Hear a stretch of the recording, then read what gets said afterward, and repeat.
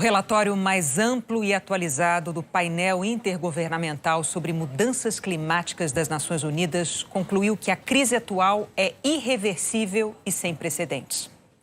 Mas também trouxe um alerta planetário. Ainda dá tempo de mudar o futuro.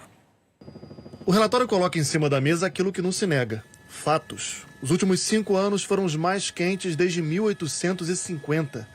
E a previsão é de que nos próximos 20, a temperatura do planeta aumente pelo menos 1,5 graus, se não houver uma redução drástica nas emissões de gases que agravam o efeito estufa. Desde a era pré-industrial, o planeta ficou 1,07 graus Celsius mais quente. Não é pouca coisa, não. O relatório divulgado hoje revela que, no melhor cenário, essa temperatura pode demorar até 30 anos para se estabilizar. No pior cenário, pode subir até 5,7 graus. As consequências seriam gravíssimas.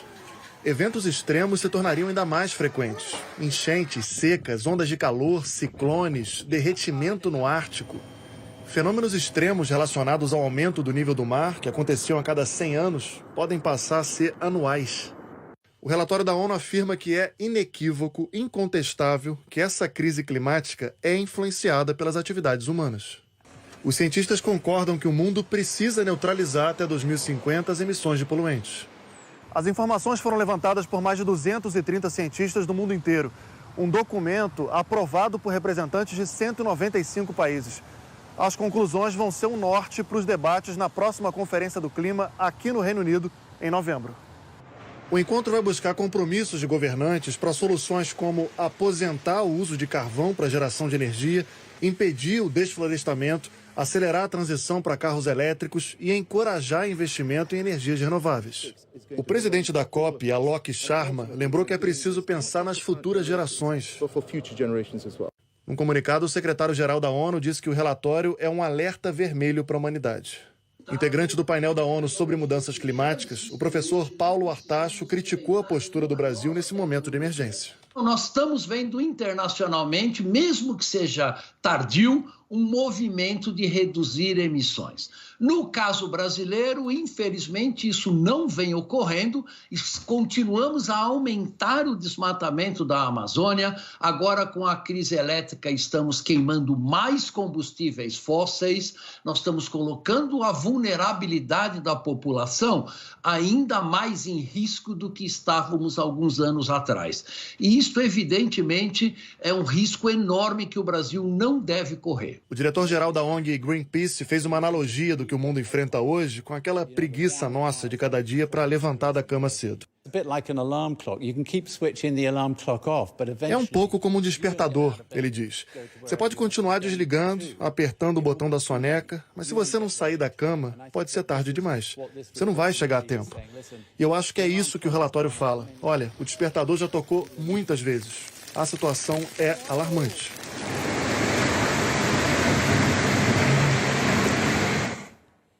O Ministério do Meio Ambiente afirmou que o compromisso brasileiro de redução de emissões é de longo prazo e, por isso, não foi e não deve ser alterado a cada revisão metodológica. Incêndios florestais obrigaram mais de 2.000 pessoas a sair de casa na segunda maior ilha da Grécia. O primeiro-ministro liberou o correspondente a mais de 3 bilhões de reais para indenizar os moradores e ajudar a recuperar florestas. Nos Estados Unidos, a Califórnia enfrenta o incêndio que já é considerado o segundo maior da história no estado. No centro-oeste brasileiro, em Mato Grosso, bombeiros e brigadistas estão tentando apagar um incêndio que começou há 2 dias no Pantanal. Um trator pegou fogo numa fazenda e as chamas se espalharam rapidamente por causa da vegetação seca e do calor. Segundo o Instituto de Pesquisa Ambiental da Amazônia, o fogo devastou quase 1.000 hectares. E a seca tem outra consequência gravíssima em Mato Grosso. Nils observa a paisagem mudar na porta de casa. Ela diz que nunca viu o Rio Paraguai com um nível da água tão baixo. Esse banco de areia aqui, ó, não existia. Aqui os barquinhos de turismo entram nessa ilha aqui, ó, eles entravam, saíam rodando, pescando aqui tudinho, ó. Aqui era rico de caixara, ficava cheio de barquinho de turismo aqui rodando. Hoje em dia está nessa situação. Dados coletados pela Marinha confirmam a percepção da moradora. No dia 9 de agosto do ano passado, no auge da seca, o nível do rio estava em 77 centímetros. Hoje, a régua instalada em Cáceres está marcando 49 centímetros. É a pior crise hídrica dos últimos 65 anos. Em alguns trechos, o rio está tão baixo que já prejudica a navegação.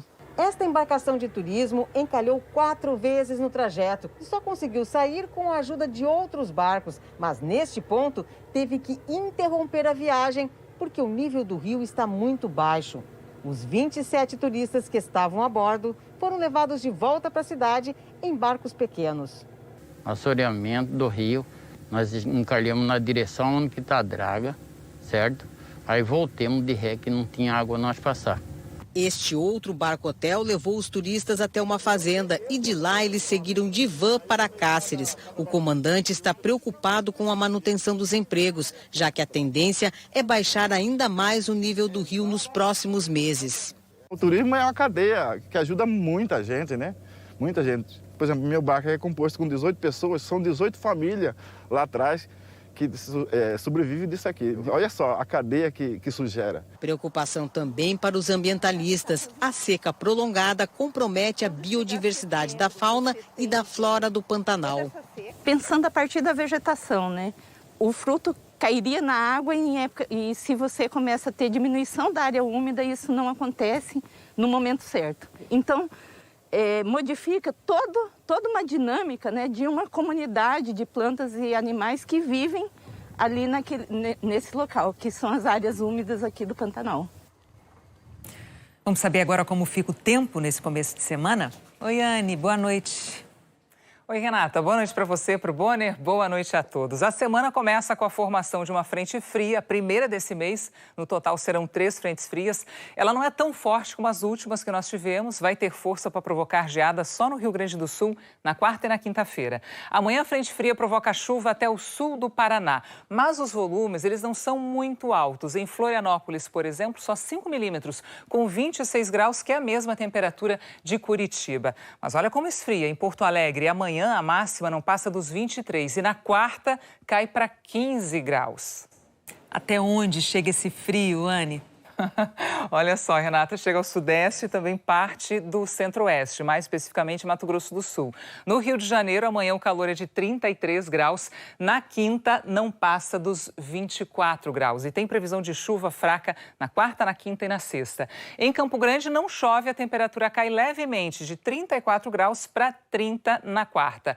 Já em Cuiabá, 39 graus. E dá uma olhada nessas temperaturas do norte do país. Porto Velho, 36, Manaus e Rio Branco 34 e em Belém 33. Essa época de pouca chuva no norte do país e com isso as temperaturas sobem muito. Enquanto falamos do inverno em grande parte do Brasil, nessa época no norte é conhecida como verão amazônico. Em janeiro a média de chuva é de quase 300 milímetros em Manaus e também Rio Branco. E agora a chuva mantém as temperaturas mais baixas, mas agora, em agosto, a média de chuva já cai para 56 milímetros em Rio Branco e em Manaus para 64. Pouca chuva, muito calor. Amanhã tem previsão de chuva isolada no extremo norte do país e nessa faixa leste aqui do Nordeste. A chuva do Sul já detalhei. No Recife, máxima de 25 graus, Salvador 28, Maceió 26, Natal 30 e Fortaleza 32. E a temporada de bons ventos no Nordeste continua. Amanhã, rajadas de até 50 km por hora em toda essa área marcada aqui no nosso mapa. Em julho, nós tivemos 10 recordes de produção de energia de fontes renováveis, como a eólica e a solar. E esse mês começamos muito bem. A média de energia do vento produzida na última sexta-feira foi de 11.680 megawatts. Daria para abastecer toda a região Nordeste por 24 horas e ainda sobraria um pouquinho, viu, Renata? É isso, energia limpa, energia do bem. Obrigada, Anne. Até amanhã. Até amanhã. A seguir, a notícia crime do TSE contra o presidente Bolsonaro no Supremo. E o aumento de casos de Covid em estados americanos atrasados na vacinação.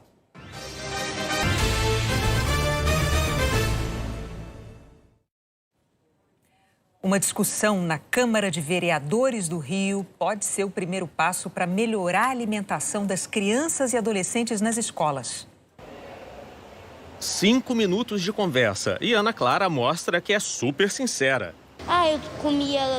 Eu comia hambúrguer, eu comia pizza, tomava muito refrigerante. Hoje em dia eu como uma coisinha assim, depois eu como uma coisinha lá, tudo em quantidade menor. A colega, Alice, também decidiu evitar certos lanchinhos. Adoro batata frita. Eu trocaria fruta pelo brigadeiro. O melhor, então, é não ter nada disso por perto. É muito difícil resistir a isso, não tenho palavras. A alimentação na escola é um assunto de extrema importância. Um estudo mostra que 30% das crianças e adolescentes atendidos no SUS no ano passado estavam com sobrepeso ou obesos. 45% dos adolescentes consumiram bebidas com açúcar. Entre as crianças menores de 2 anos, esse índice é de 33%.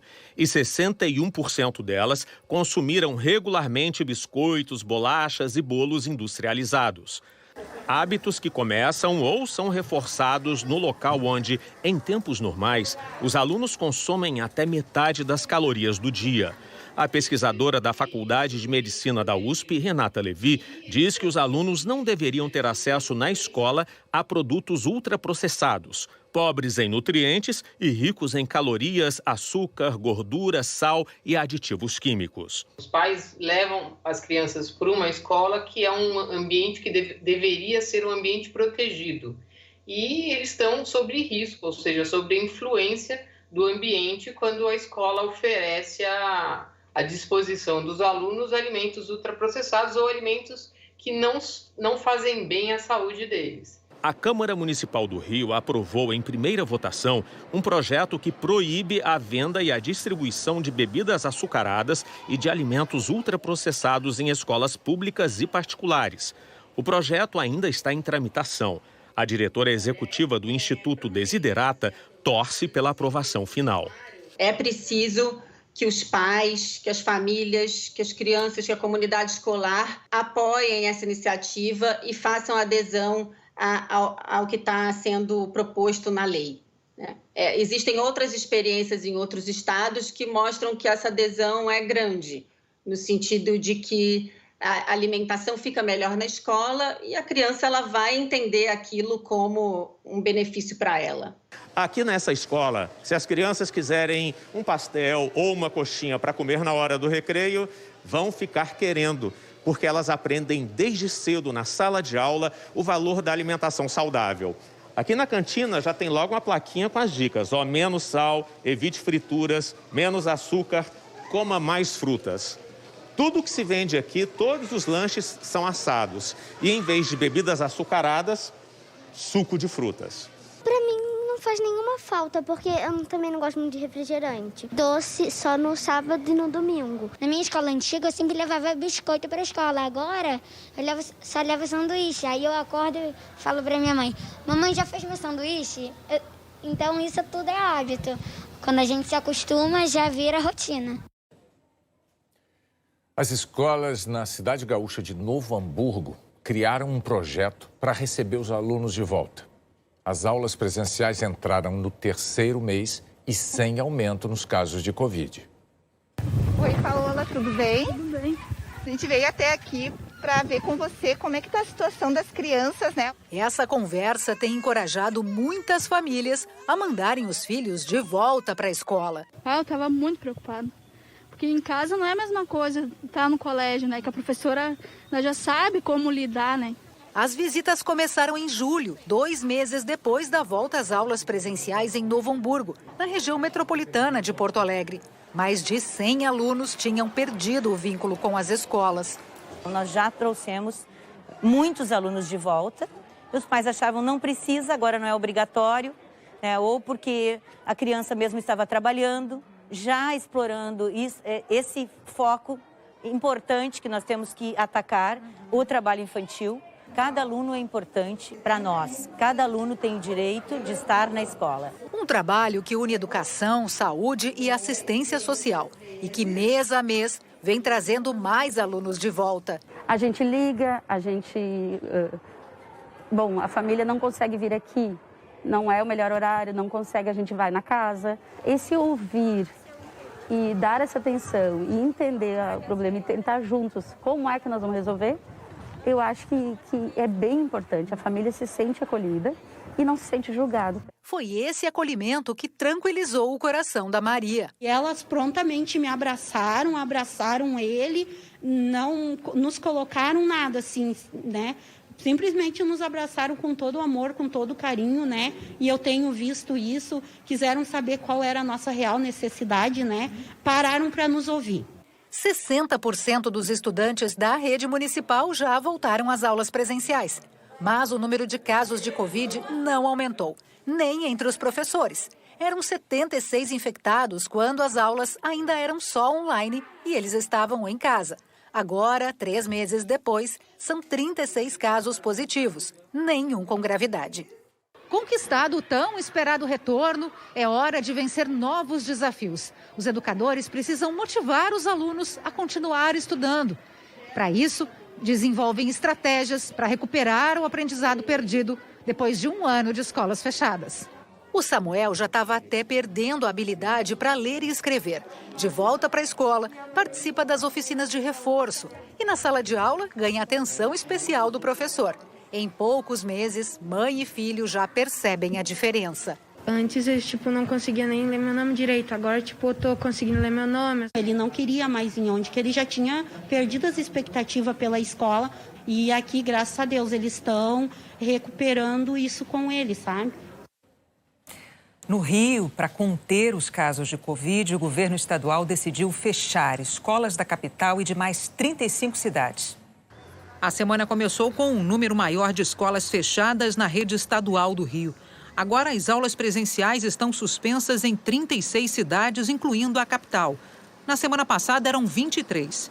As escolas municipais e particulares continuam abertas. É um sentimento de desânimo, muita tristeza, porque no final do ano tem Enem e nós que somos pobres, né, ficamos jogados ao acaso, porque a rede privada está tendo aula.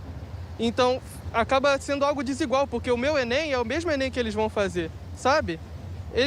Como é que eu vou ficar? A decisão do governo do estado tem como base a mudança de cor no mapa, que colocou 2 regiões em risco alto de contaminação.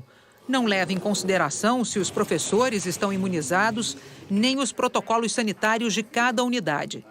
O médico sanitarista Gonzalo Vecina, professor da Faculdade de Saúde Pública da USP, diz que os critérios adotados são ultrapassados. Num momento em que está crescendo o número de casos, eu decido fechar tudo, fecho escola. Agora, decidir fechar só a escola e deixar bares, restaurantes, clubes, etc., abertos, não dá para entender.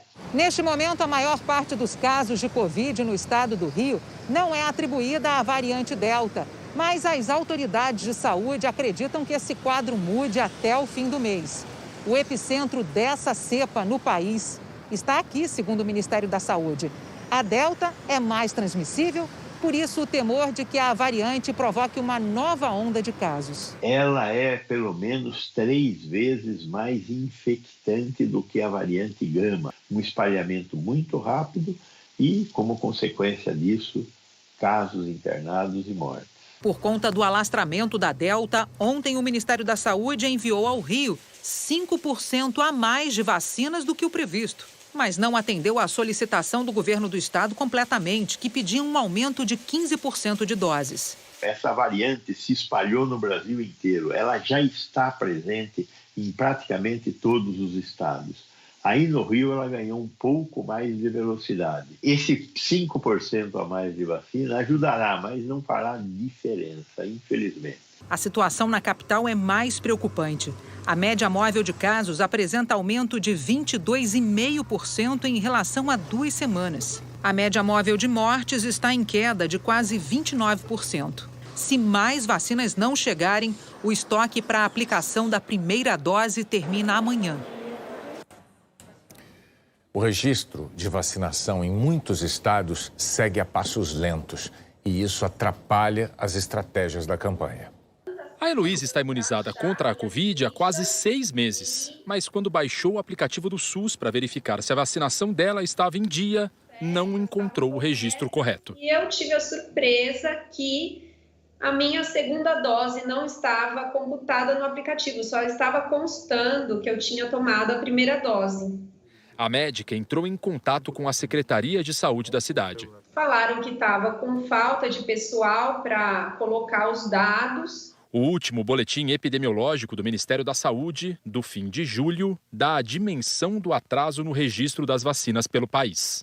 1 em cada 3 doses aplicadas entrou no sistema depois do prazo de 2 dias da aplicação, período considerado ideal pelo próprio Ministério. A maior parte desses atrasados foi registrada menos de uma semana depois da vacinação. Mas 13 milhões demoraram mais do que isso. E mais de 9 milhões de doses só foram computados 15 dias ou mais depois da data. São Paulo tem o maior percentual de doses registradas dentro do prazo.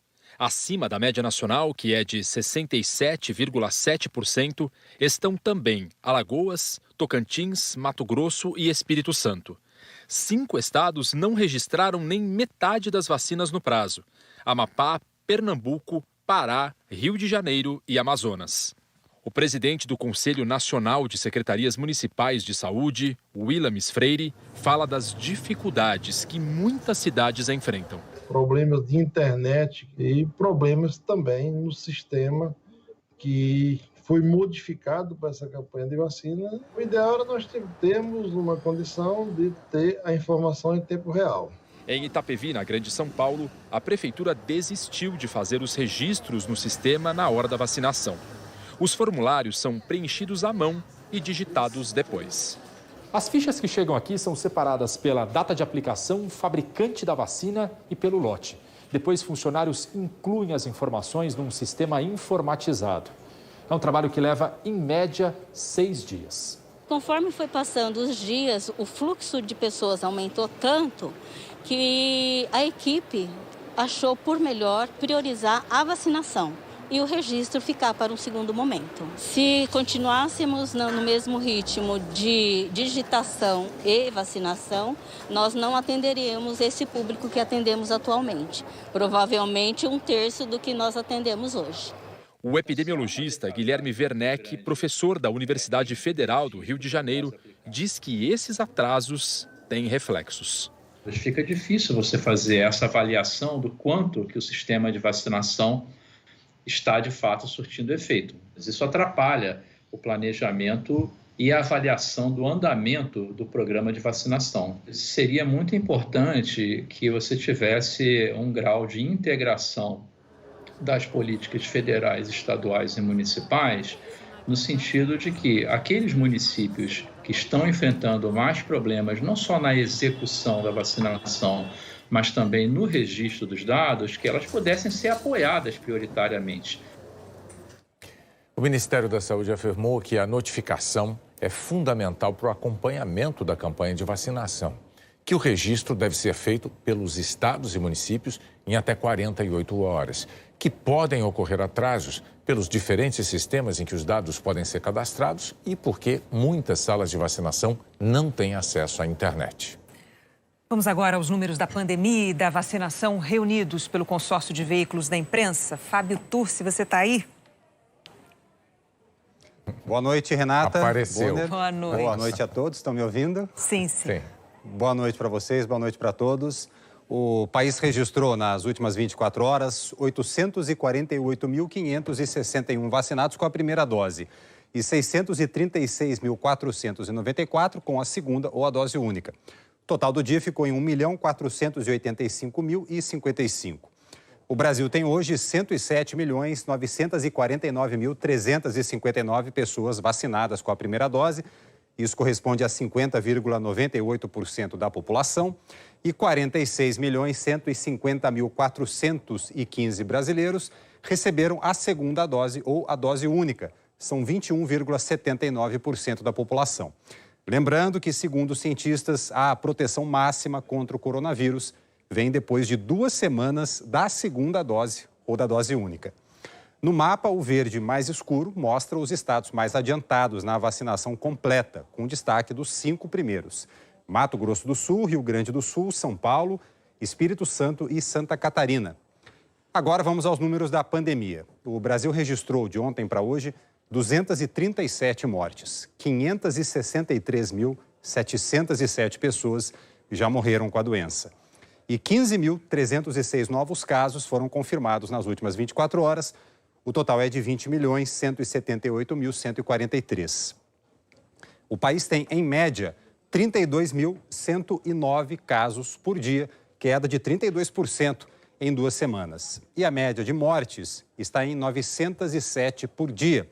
Isso dá menos 17% na comparação com a média de 14 dias atrás, também tendência de queda. É o 10º dia seguido com a média abaixo de 1.000 mortes por dia. Ainda é muito, mas esse ano já tivemos médias acima de 3.000 óbitos por dia. 5 estados e o Distrito Federal aparecem com alta na média de mortes, em vermelho. As maiores altas foram em Roraima e Rio Grande do Norte. Em estabilidade, em amarelo, são 7 estados e em queda, em azul, 14 estados. As maiores reduções foram registradas hoje no Acre e no Rio Grande do Sul. Outras informações em g1.com.br/coronavírus. Renata Bonner. Muito obrigado, Fábio. Pela primeira vez desde fevereiro, os Estados Unidos voltaram a registrar uma média diária de mais de 100.000 novos casos de Covid. O gráfico da Covid nos Estados Unidos continua desenhando o quadro que ninguém queria ver. No começo de julho, o país tinha uma média móvel de 10.000 casos por dia. Em apenas um mês, esse número aumentou 10 vezes. Essa disparada tem 2 motivos: o avanço da variante Delta, que é muito mais transmissível, e a vacinação, que emperrou. O governo afirma que agora o país enfrenta uma pandemia dos não vacinados. Quando olhamos os 10 estados com mais casos por 100.000 habitantes, 7 deles têm menos de 40% da população totalmente vacinada. Já na outra ponta, os 10 estados com menos casos por 100.000 habitantes, 7 deles têm mais da metade da população vacinada. Os casos crescem mais onde a vacinação é menor e a Covid agora mata os não vacinados. Mais de 99% dos mortos esse ano não tinham tomado a vacina. E mesmo que os casos estejam aumentando em todos os estados, as consequências são muito diferentes. Nova York e Flórida têm mais ou menos a mesma população. Nova York vacinou quase 60% dos moradores e a Flórida não atingiu 50%. Na Flórida, internações e mortes são 8 vezes maiores que em Nova York. A nova explosão, concentrada principalmente nos estados do sul do país, começou a mudar a cabeça de alguns americanos que não queriam se vacinar. A Louisiana enfrenta a pior onda e tem a 5ª pior taxa de vacinação do país, mas viu nos últimos dias a procura por vacina dobrar. No Arkansas e Mississippi, a procura quase triplicou. Mesmo assim, no país que tem vacinas disponíveis à vontade, o número de pessoas totalmente vacinadas travou em apenas 50%. O movimento anti-vacina sempre existiu nos Estados Unidos, mas agora foi turbinado por uma combinação explosiva de fake news, desinformação e polarização política. E por isso, algumas localidades começam a adotar a obrigatoriedade. Aqui em Nova York, todos os funcionários da prefeitura vão ter que se vacinar e quem quiser ir a um bar, a um restaurante, ao teatro, a um show, vai ter que apresentar a comprovação de que tomou pelo menos a primeira dose. Depois que as medidas foram anunciadas, a procura por vacinas na cidade aumentou 40%.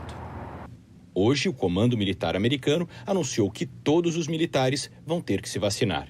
Um grande número de empresas privadas anunciou a obrigatoriedade da vacina para os funcionários.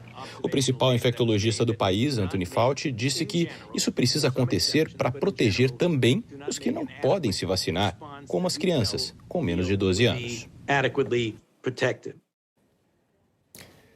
O relator da CPI da Covid, senador Renan Calheiros, anunciou que pretende antecipar a entrega do relatório final dele. A comissão pode funcionar até o início de novembro. Renan Calheiros disse que já tem provas indiscutíveis de que o governo dificultou a compra de vacinas. Na quinta-feira, deve depor o líder do governo, o deputado Ricardo Barros, do Progressistas. Ele foi citado pelos irmãos Miranda no caso das irregularidades no contrato do Ministério da Saúde para a compra da Covaxin. Amanhã, os senadores vão ouvir o coronel Elcio Bruno, envolvido na negociação da Davat. Bruno obteve habeas corpus no Supremo Tribunal Federal e não vai precisar responder a perguntas que possam produzir provas contra ele mesmo. O presidente Jair Bolsonaro entregou hoje de manhã ao Congresso Nacional a medida provisória que cria o Auxílio Brasil. É o programa que vai substituir o Bolsa Família, criado na gestão do presidente Lula, 18 anos, em outubro de 2003. O texto da MP não foi divulgado e o Palácio do Planalto não anunciou o valor exato do novo benefício nem a fonte de recursos para o pagamento. Mas, ao anunciar a mudança de nome do Bolsa Família, o presidente Jair Bolsonaro disse que o aumento vai ser de 50%.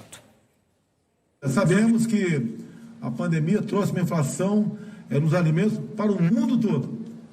Então, nós não podemos deixar desassistido exatamente os mais vulneráveis. Então, já decidido por nós, é uma proposta mínima de 50% para o Bolsa Família, que agora chama-se Auxílio Brasil aqui. O Bolsa Família paga um benefício médio de R$ 189 a 14 milhões e 600 mil famílias, é isso. No governo Bolsonaro, esse valor nunca foi reajustado. A inflação medida pelo IPCA desde o último reajuste até junho deste ano foi de 15,8%. O Palácio do Planalto também encaminhou ao Congresso uma proposta de emenda à Constituição que propõe o parcelamento dos precatórios acima de 66 milhões de reais. Os precatórios são dívidas que a União tem com pessoas e com empresas e que são reconhecidas pela Justiça. O ministro da Cidadania, João Roma, afirmou que adiar o pagamento vai ajudar a efetivar o novo programa social. A medida provisória tem efeito imediato, mas precisa ser aprovada pelo Congresso em 120 dias para não perder a validade. O governo afirma que o valor começará a ser pago em novembro, com o fim do auxílio emergencial. Um projeto do governo Bolsonaro que está prestes a ser votado na Câmara dos Deputados retira direitos de quem participa do programa Jovem Aprendiz. A Carol foi contratada como auxiliar de escritório no início do ano passado. A oportunidade está mudando a vida dessa jovem, que mora numa comunidade do Rio. Durante o expediente de 4 horas, ela pode trabalhar e estudar. Eu acho que isso é muito importante. Conhecimento ninguém te tira, né? Então, enquanto você está aprendendo, você está se desenvolvendo. A Lei do Aprendiz entrou em vigor no ano 2000 e determina que empresas grandes e médias reservem parte das vagas para jovens entre 14 e 24 anos. A primeira chance para o Juan foi nessa loja de roupas. Enquanto aprende, ele ganha experiência e garante o sustento da família. Eu me sinto extremamente útil nesse emprego, né? Porque eu não estou só ajudando a empresa, estou ajudando cada uma pessoa que trabalha aqui. O Congresso pode aprovar uma lei mudando a forma de contratação desses jovens. Discute uma emenda à medida provisória que criou o Programa Emergencial para enfrentar o desemprego na pandemia. Ela cria o Regime Especial de Trabalho Incentivado, Qualificação e Inclusão Produtiva, o REQIP, que acaba com o vínculo empregatício. Torna facultativa a contribuição das empresas à Previdência e, além disso, benefícios como o Vale Transporte de jovens como Juan podem ser eliminados. E se eu não tivesse o Vale Transporte, eu não conseguiria vir trabalhar, eu ia ter que tirar do meu salário. Quando você tira todos esses direitos, parece que você está retrocedendo tudo que a gente conquistou até aqui. Graças à lei da aprendizagem, a Carol consegue trabalhar aqui na administração da empresa, recebe cursos de qualificação profissional e ainda sobra tempo para fazer a faculdade de psicologia. Com as mudanças na lei, os jovens deixariam de receber o salário com todos os direitos trabalhistas para ganhar uma bolsa ou bônus. Além disso, a carga horária para o aprendizado seria reduzida de 400 para 180 horas por ano. O Ministério Público do Trabalho divulgou um manifesto contrário ao projeto.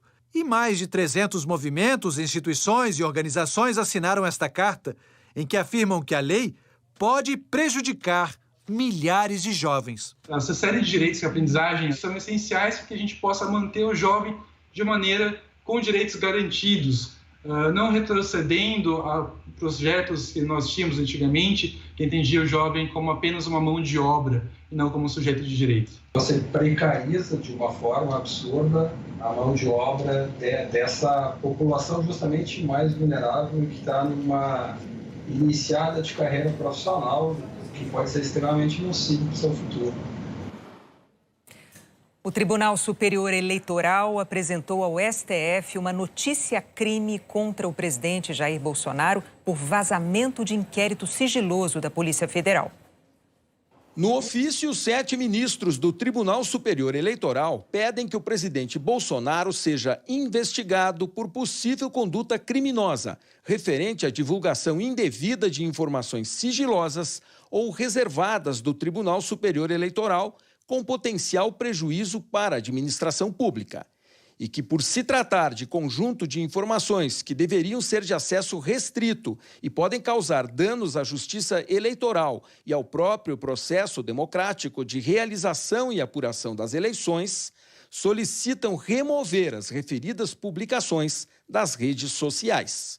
Os ministros querem que as investigações sejam incluídas no inquérito das fake news, que apura a disseminação de informações falsas e ataques contra as instituições.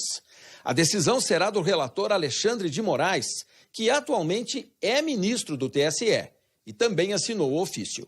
Os ministros do TSE citam que Bolsonaro divulgou no dia 4 de agosto em redes sociais o link com a íntegra do inquérito sigiloso da Polícia Federal a respeito de um ataque ao sistema interno do TSE ocorrido em 2018. Segundo o inquérito, um hacker teve acesso ao código-fonte das urnas.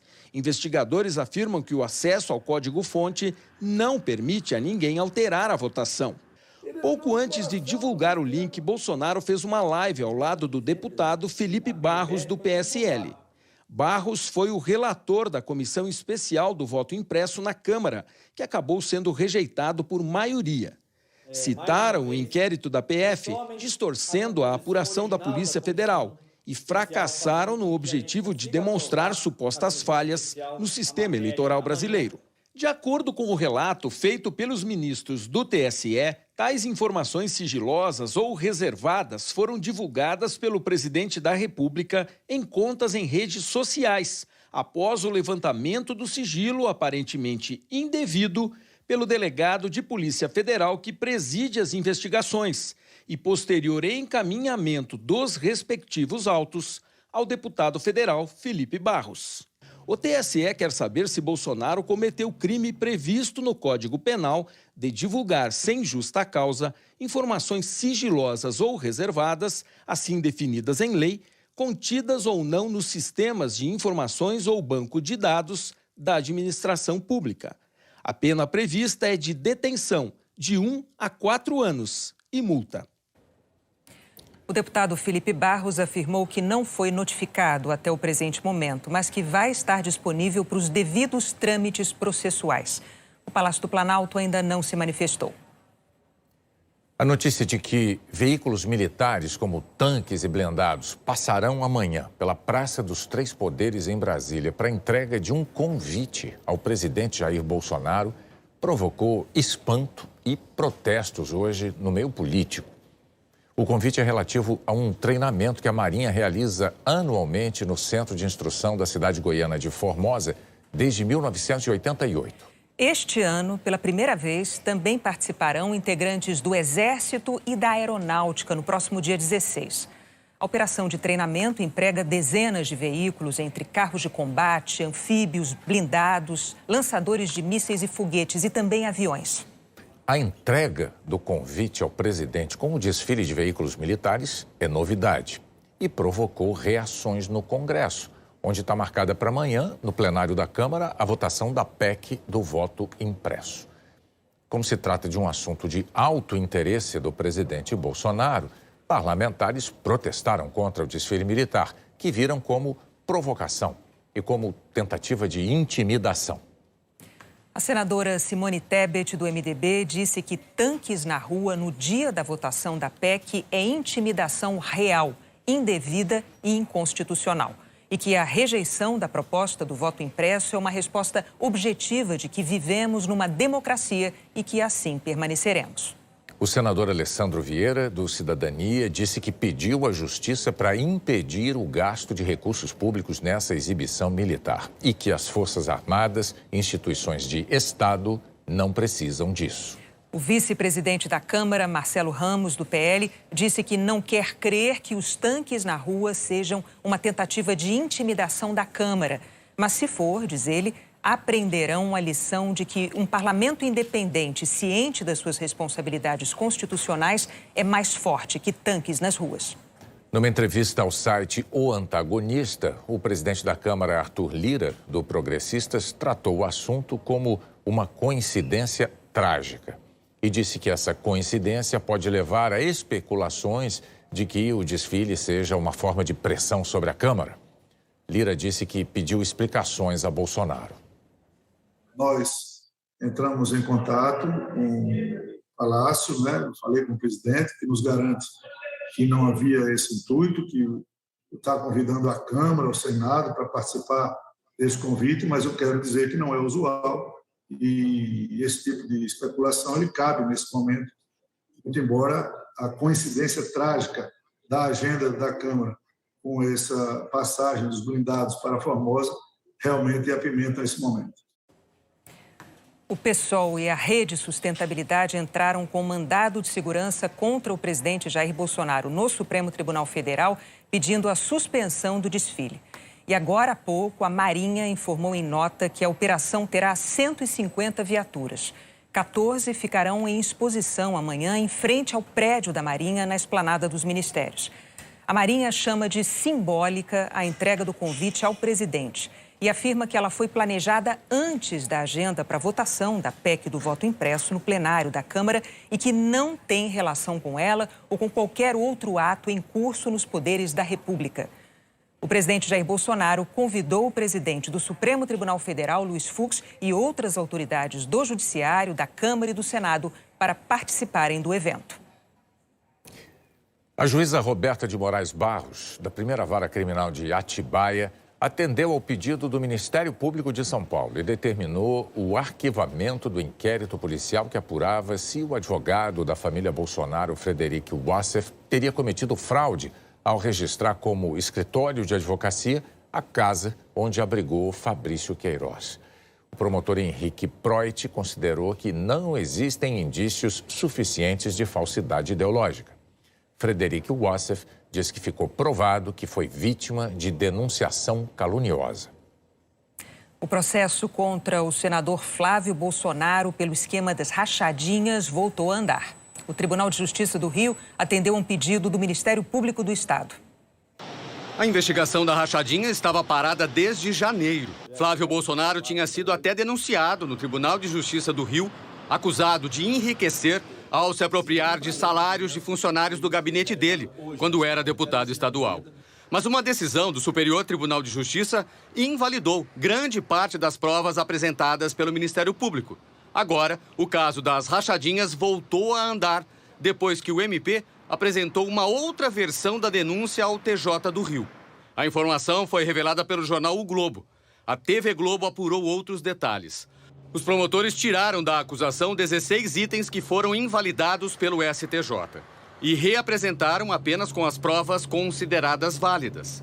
Entre elas, o relatório de inteligência do COAF, que mostra a movimentação suspeita de Fabrício Queiroz, ex-assessor de Flávio, no valor de R$ 1.200.000 no período de um ano. Mensagens de texto entre Queiroz e Daniele Mendonça da Nóbrega, ex-mulher do miliciano Adriano da Nóbrega, morto no ano passado. Segundo o MP, as mensagens mostram que o ex-policial recebeu dinheiro da rachadinha por meio da mãe e da mulher, que foram funcionárias de Flávio. Também segue válido o depoimento de uma ex-funcionária de Flávio, que confirmou a devolução de parte do salário.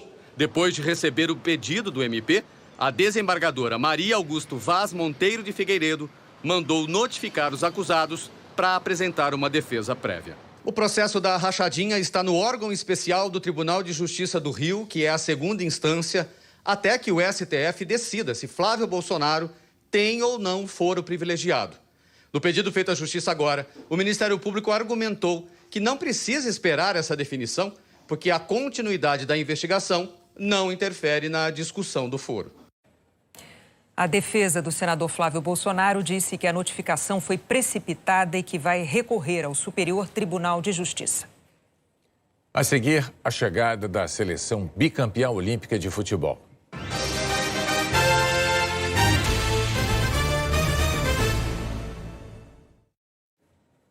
A seleção bicampeã olímpica de futebol chegou hoje ao Brasil. Olha, quem deve chegar ainda hoje ao Brasil, desembarcando em São Paulo, é o Isaquias Queiroz, dono da medalha de ouro da canoagem. A bandeira olímpica já está em Paris, que é a próxima sede dos Jogos. Ela chegou nas mãos da prefeita Anne Hidalgo, que foi buscá-la em Tóquio. O símbolo olímpico vai tremular na prefeitura de Paris até 2024. O Jornal da Globo é depois de Tela Quente. Boa noite. Uma boa noite para você, até amanhã.